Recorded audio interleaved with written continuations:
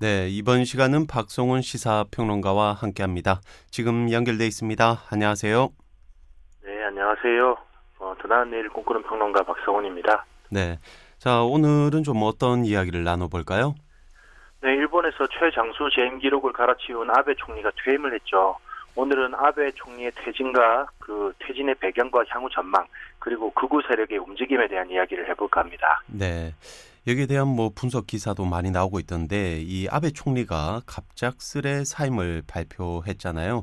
특히나 이 네네. 발표 당일 오전까지만 해도 아베 총리의 사임에 대해서는 아무도 몰랐다고 하는데 이게 과연 사실일까요? 지금까지 보도에 나온 걸로 봐서는 그게 사실이었을 걸로 보입니다. 차기 총리의 유력 후보 가운데 한 명인 스가 관방장관이 그 직전까지도 사임 사실을 몰랐다는 걸 이게 그런 정황이 포착이 되고 있고요. 또 실제로 스가 관방장관은 바로 전날에 기자들 앞에서도 아베 총리는 끝까지 임기를 다할 거라는 말을 했어요. 그리고 보도 나오는 걸 보면은 부총리인 아소다로가 마지막까지 사임을 만류했지만 아베가 끝내 사임을 강행했다 이런 말도 나오고 있고요. 네. 자, 그래도 일본 총리라고 하면 이 1억이 넘는 인구를 가진 나라를 이끄는 자리잖아요. 게다가 아베 총리는 또 일본 역사상 가장 오랫동안 총리의 이제 재임을 한 인물이기도 하고요. 이렇게 독단적으로 사임 결정을 해도 되나 싶은 그런 생각이 들더라고요. 본인도 고심이 많았던 걸로 보입니다. 더 하고 싶었겠죠. 근데 지지율은 끝도 모르고 추락하고 있고 또 건강까지 나빠지니까 버틸 수가 없었던 걸로 보입니다. 처음에 건강 이상 소리 나왔을 때까지만 하더라도 또 아베가 위기 탈출을 위해서 꼼수를 쓰는구나 싶었는데 이번에 언론에 공개된 얼굴 보니까 이 얼굴빛이 심상치가 않더라고요. 완전히 흑빛입니다. 눈밑도 시커멓고요. 네, 이 아베 총리가 희귀 난치성 질환이 있다고 하던데 피를 토했다는 얘기도 있었잖아요. 네, 이전에도 한번 건강 문제로 사임한 적이 있었죠. 그때 2007년이었는데 궤양성 대장염이라고 해서 이번에 재발한 거하고 똑같은 질환이에요. 네. 고질병이죠. 그때도 피를 토했다는 보도가 있었고요. 또 체중도 엄청나게 빠졌다고 하죠. 그때는 사임 이후에도 상태가 워낙 안 좋아져서 장 전체를 적출하는 수술을 고려할 정도였는데 신약이 효과를 보면서 그 위기를 넘기고 다시 일본 정계에 복귀를 한 겁니다. 네, 단순히 장에 염증 생기는 정도가 아니었던 것 같습니다. 자, 그런 병이 다시 재발을 했으면 아무래도 총리 업무를 제대로 보기가 어렵겠군요. 건강적인 측면만 보면 그렇죠. 근데 이 아베가 욕심이 많거든요. 저질러 놓은 일도 많고요. 문제는 저질러 놓기만 하고 수습을 전혀 못하고 있던 상태란 거죠.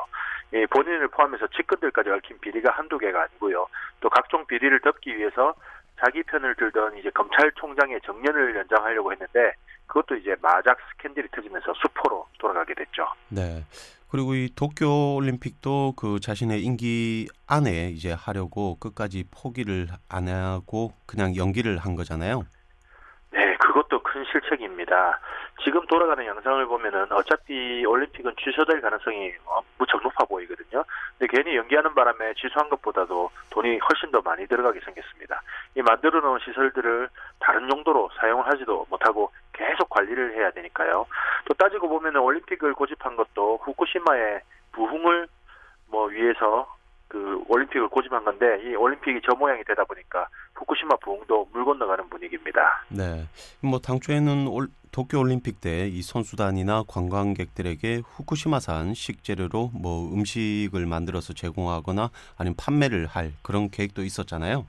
네, 그렇죠. 그런 정신 나간 계획을 발표해서 전 세계적으로 욕을 엄청나게 먹었습니다.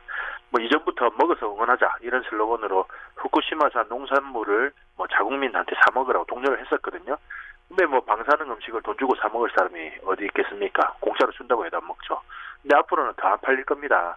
아베가 그때 후쿠시마산으로 만든 음식을 먹어서 병이 도졌다 이런 얘기들이 나돌고 있거든요. 네.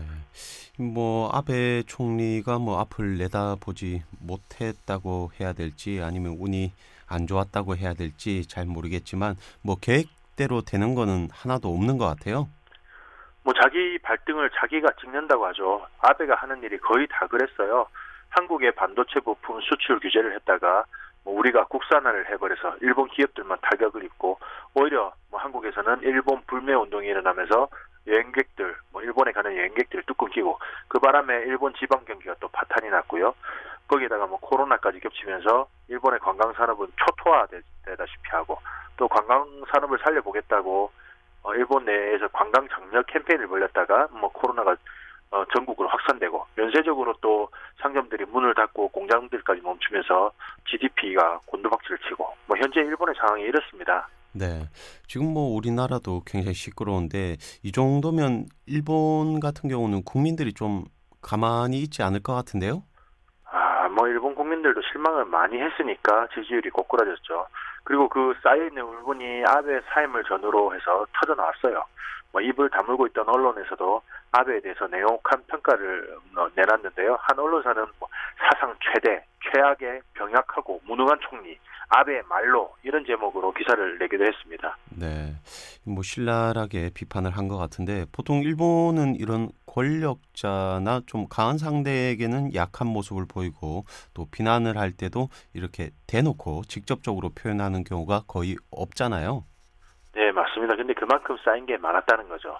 뭐 한 야당 의원도 트위터에다가 아베를 지칭하면서 중요한 순간에 몸을 망치는 버릇이 있다. 위기 관리 능력이 없는 인물이다. 이런 아베를 총재와 총리 자리에 올린 자민당의 책임도 엄격하게 추궁해야 한다. 이런 글을 올리기도 했죠. 네. 일본 내에서도 아베 총리가 뭐 좀 잘못했다. 뭐 이렇게 알고 있는 분위기인 것 같네요.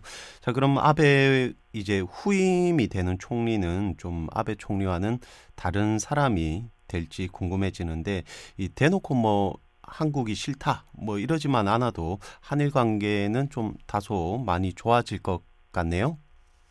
근데 지금으로 봐서는 꼭 그렇지만도 않을 것 같습니다. 앞서 말씀드린 아베를 비판하는 기사와 트위터에 대한 반응을 봤을 때는 이게 좀 가능성이 낮아 보여요. 아베 뒤에는 인터넷상으로 활동하는 넷위익이라는 열성적인 극우 세력이 있거든요. 아베를 비판하는 기사와 트윗이 올라오니까 이 넷위익들이 난리가 났습니다. 야당 의원의 트위터하고 또 해당 언론사 홈페이지에 찾아가서 엄청나게 항의하고 또 뭐 비난을 쏟아낸 거죠. 네. 뭐 이런 상황에서도 아베 총리를 감싸주는군요. 이 감싸주는 정도가 아닙니다. 이 아픈 아베에 대한 인격 모독이고 무례한 표현이다. 이렇게 격렬하게 항의하면서 벌떼같이 달려들었죠. 결국은 해당 야당 의원은 질병을 앓고 있는 사람에 대한 배려가 부족했다. 뭐 이렇게 사과를 하고 또 비판 기사를 올렸던 언론사도 기사를 삭제했습니다. 네. 뭐 당연히 언론이나 또 야당 또 국민들 같은 경우는 집권 여당이나 정부에 대해서 비판적인 말도 할 수 있는 건데요. 이 넷 우익들은 그걸 뭐 받아들일 그런 자세는 안 돼 있군요. 거의 맹목적이라고 봐야겠죠. 일본 극우 세력은 지금도 아베에 대해서 나라를 위해 몸을 아끼지 않고 일을 하다가 쓰러진 영웅 취급을 하고 있어요. 자민당으로서는 이런 극우 세력이 자신들을 따르는 열성적인 팬클럽이나 마찬가지인데 뭐 버릴 수가 있겠어요? 당연히 안고 가려고 하겠죠. 그래서 아베 후임이 누가 되더라도 뭐 혐한 기조를 버리기는 어려울 거라고 한 겁니다. 네. 이 옆에서 보는 입장에서는 나라를 저렇게 어려운 상황에 처하게 했는데도 이 뭐 질타는커녕 뭐 감싸주기만 하면 이 과연 나라가 제대로 돌아갈까 이런 생각이 드네요. 우리도 남 얘기할 때가 아닙니다. 지금 정광훈 목사를 필두로 하는 보수 세력들이 광화문 집회를 하는 바람에 온 나라가 코로나로 난리가 났잖아요. 근데도 뭐 보수 언론이나 보수 정당이 그런 세력을 못 끊어내고 있어요. 이 정치라는 게 아무리 표를 먹고 사는 거라고 하지만 국민의 생명이나 안전보다 더 중요한 게 어디 있겠습니까? 결국 끊어내지를 못한다면 그 비난과 리스크를 보수 정당이 계속 안고 가는 수밖에 없겠죠. 네. 이 우리나라의 코로나 같은 경우는 이 신천지 교회에 이어서 이 개신교까지 코로나 확산의 주범으로 지금 지목을 받고 있잖아요. 그런데 이 우리나라 개신교 같은 경우는 어쩌다가 이런 아주 극보수의 아이콘이 돼 버렸습니까? 이게 복합적인 요인이 있습니다. 이 한국 전쟁 이전부터 북한의 공산주의 세력이 종교를 탄압했거든요. 그 과정에서 개신교가 공산주의자들한테 이제 탄압을 많이 받았어요. 이 탄압을 피해서 남한으로 내려온 피해자들은 그때 그 탄압을 받은 앙금이 남아있을 거 아닙니까? 네. 이승만 정권은 그 사람들을 이용할 심산으로 개신교 교인들을 적극적으로 받아들이고 등용을 하죠. 그리고 일제가 남기고 간 종교시설이나 재산들을 몰아주고 반공 활동을 펼치도록 독려합니다. 네. 이게 뭐 서북 청년단 뭐 이런 건가요? 네, 맞습니다. 어차피 이승만 대통령도 기독교인이었으니까 신앙 심 깊은 사람들을 받아들이는데 뭐 거부감이 없었어요. 근데 뭐 탄압을 받고 빈털터리로 내려온 사람들 입장에서 보면은 이승만 대통령은 은인도 이런 은인이 없는 거죠. 아주 열성적인 지지자가 됩니다. 그렇게 기반을 잡은 사람들은 뭐 국가 발전과 더불어서 점차 세력을 확대해 나가죠. 그리고 또 개신교인 중에서는 미국하고 연결되어 있는 사람들도 많이 있어서 이후에 들어서는 군사 독재 정권하고도 나쁘지 않은 관계를 유지하게 됩니다. 네. 그러니까 우리나라 개신교 같은 경우는 이 대한민국 건국 초기부터 계속 이런 연결점들이 이어지고 있는 거네요. 네, 그렇죠. 또 군사 독재 시절에도 반공이라는 공통 이념이 있으니까 연결점이 계속 이어질 수밖에 없었던 거죠. 근데 이제 김대중 정권이 들어서면서부터는 분위기가 바뀝니다. 정부가 북한과의 관계 회복을 목표로 햇빛 정책을 펼친 거죠. 그동안 반공 기조를 유지해온 교회 입장에서는 탐탁지가 않았겠죠. 게다가 이제 노무현 정부 시절에는 종교인 과세를 본격적으로 추진하려는 움직임까지 보이는 겁니다. 네. 그러니까 가뜩이나 별로 마음에 들지 않는데 이런 돈 문제까지 걸리게 된 거네요.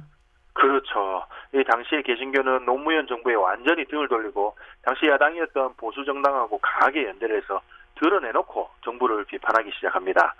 최종 목표는 정권의 재탈환이었죠.